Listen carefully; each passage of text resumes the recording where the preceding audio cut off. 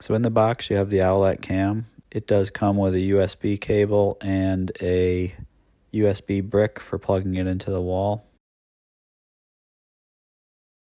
The camera itself is on the front where that picture of the owl is, and that's just a peel-off piece of plastic. And it's neat on the bottom. You can actually mount this. There's a couple mount holes there and instructions on how to do that inside. On the back, you have the plug, the speaker, and a reset button. It's not a power button, which is interesting. The actual Owlet camera sits on that base. It is flexible and it's swivel. You can change the angle of it. When you first plug it in, it lights up with the circle of purple lights, which means it's trying to pair to your phone app. And you can also, if this ever needs to be repaired to your app, you can also go in and do that by hitting the reset button on the back. So the two-way audio, you can definitely hear the room really well, but speaking back through into the room is not very good. It's very choppy and it's very narrow sounding audio.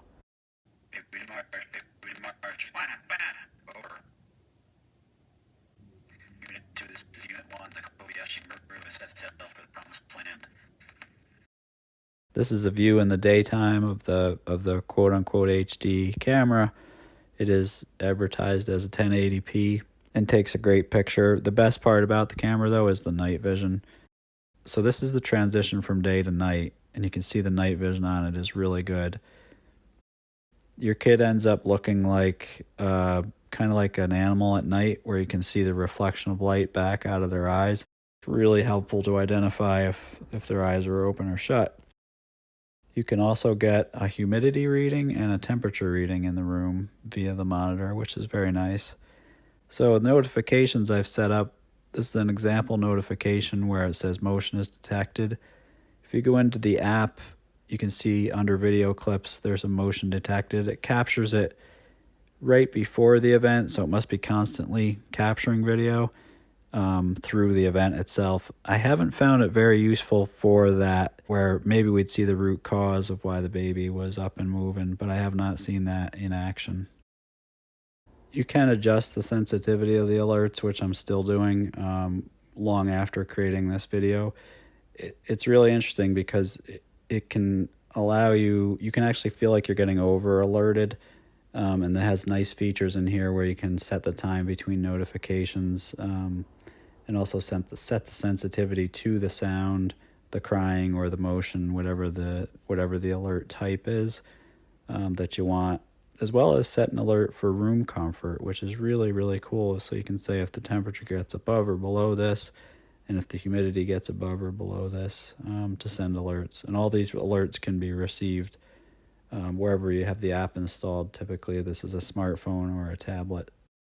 And one trick I did learn is to have something in the background that's moving or blinking or changing. In this case, it's the ceiling fan. It just helps me know if the image is frozen or not. I've only had it freeze a handful or more, probably 2 handfuls worth of times, but it's enough that sometimes I wonder if I'm looking at a frozen image or a live image. So I like to have something in the background that's indicating that movement is occurring. So on the like side of it, we love the ability to tweak the alerts, and the background audio in the app is awesome. So you can have it basically broadcast audio to your phone or your tablet without the app being in the forefront. So it's nice overnight if you leave it on and lock your phone screen, you can still hear the sounds. Temperature readings are great. Humidity readings are great. That I didn't expect was really nice in terms of what might be causing the sleeplessness. And no need for a separate receiver that you have to carry on your belt or plug in and charge, like it was in the old days where you had a monitor that was either audio or audio and video, but it had its own charger and its own way of communicating. On the dislike side, it doesn't have a power button, so you have to unplug it manually. And but overall, it's not. The dislikes are minor compared to the amount of information and how much at ease it has made us since we've started using it. So yeah, overall, I'd recommend it if you're sleep training. I think that's what it's most useful for, if you're sleep training a toddler. Beyond that, it might be a little bit on the higher end in terms of functionality and price. But for going through the sleep training phase, I think it's really fantastic and can't imagine doing it without it.